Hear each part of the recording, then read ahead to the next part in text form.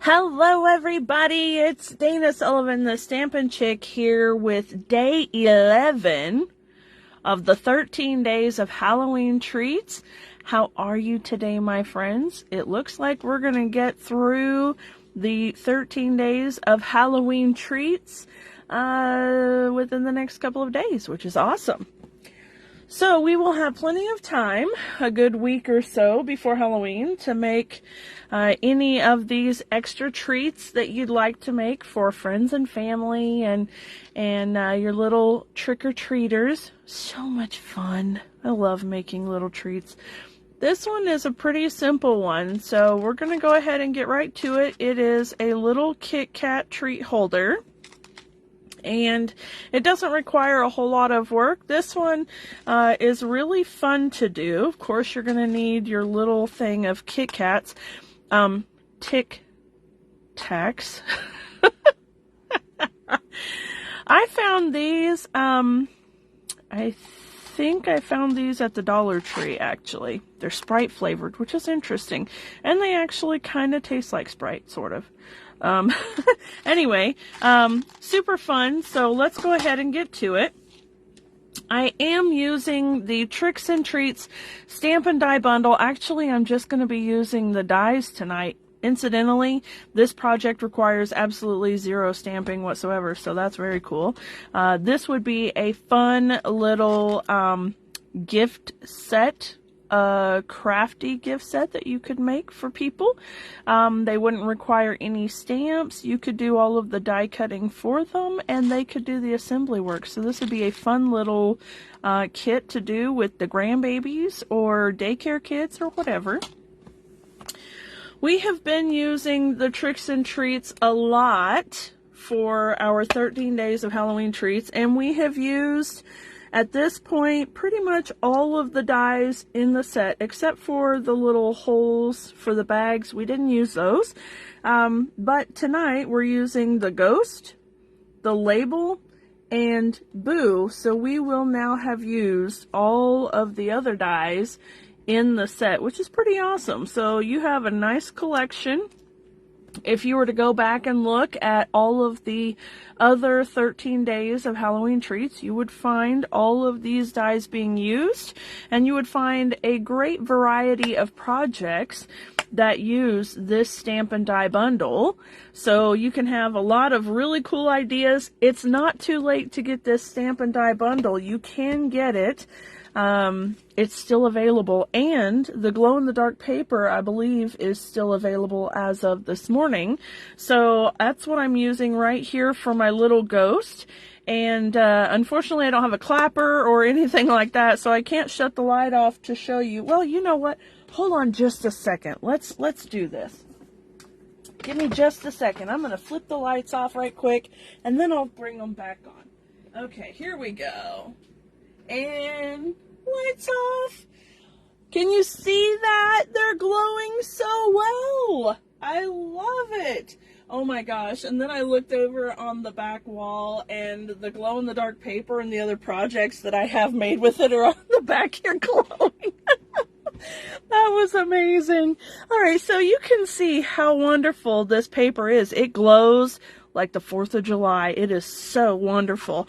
Okay, so I have my card base here is Lemon Lime Twist, and it's cut at 4 3/4 and 3 inches, and then we're going to score it at 2 inches and 2 3/4. So we'll do that here in just a second. I also have a piece of the Them Bones Designer Series paper, and this measures 1 7/8 by 2 7/8. I have the little label from our Tricks and Treats bundle, die cut in black. The little Ghost, die cut with glow-in-the-dark paper, which you got to see, which was so much fun. And then Boo, that I've die cut in pumpkin pie cardstock. So the only other things that you will need are some kind of a corner rounder. I'm using this one. And you're going to use some of the black and white gingham ribbon. And we are going to use a bit of ink, the Memento Black and a sponge jobber, just to get that kind of nice edging. And it really just, I've said it before, it gives a really nice finished look to your Halloween projects. And I can show you right off. I mean, this is a really crisp, clean piece of cardstock, but when you add the black edges to it, it just softens it up a bit. So we're going to do that with this as well. All right, let me go ahead, and I'm just going to bring my paper trimmer in for this, and I'm going to try really hard to not use the trimming end, but instead to only use the score blade. Okay, we've got it on the long edge. We're going to score at 2 inches, and then again at 2 3/4 inches. Okay, so 2 inches, 2 3/4 inches, and that's all you need to do with the trimmer. I'm going to go ahead and put the paper into my corner rounder, and I'm going to round all 4 of the corners.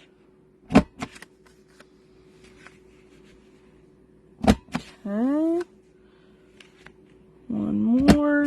And then I'll round 2 of the corners of the DSP.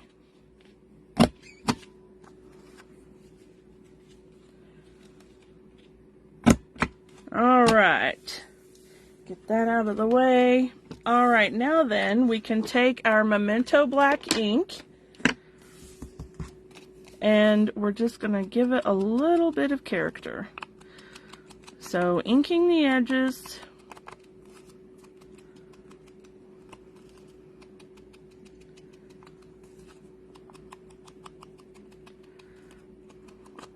There we go. Okay, and then I'm going to do it on this piece as well. And I just realized I didn't burnish the edges before I did this. So you want to burnish your score lines before you ink it, because it'll just make it easier to ink along the spines. We're still going to be able to do it. We're probably just going to get a little bit messy in the process. Okay.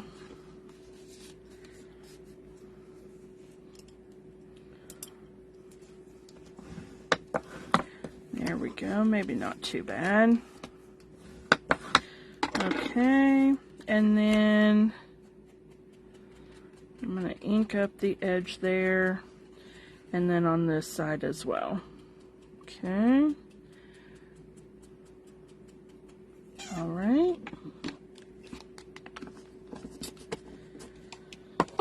Okay. Now then, the ribbon we're going to put on the inside here, and we're going to lay it out. It's going to be right about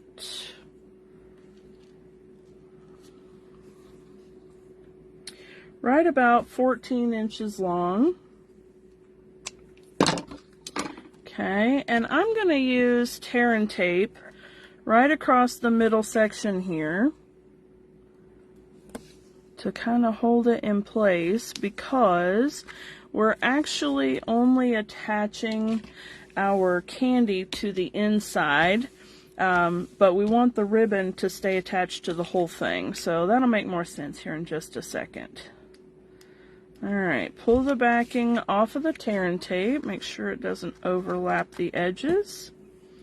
And then I want to put this in, there we go, like so.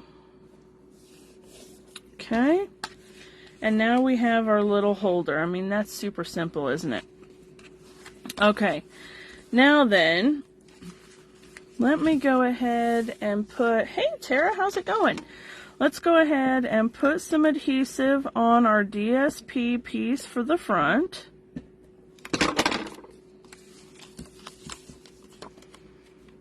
Okay, just like so. Alright, and then I'm gonna take my Tic Tacs, and I'm using glue dots. You can use tear and tape, or if you want to, I guess you could put dimensionals in there. whatever you want to do. I'm going to use glue dots because they work really well and they're minimally invasive. There we go. You really don't see them and they hold things in place nicely. All right, we'll put that down right about there. Okay, give it a nice little press from the back side so it sticks. All right, now it's good and in place. Okay, now we can go ahead and tie our bow.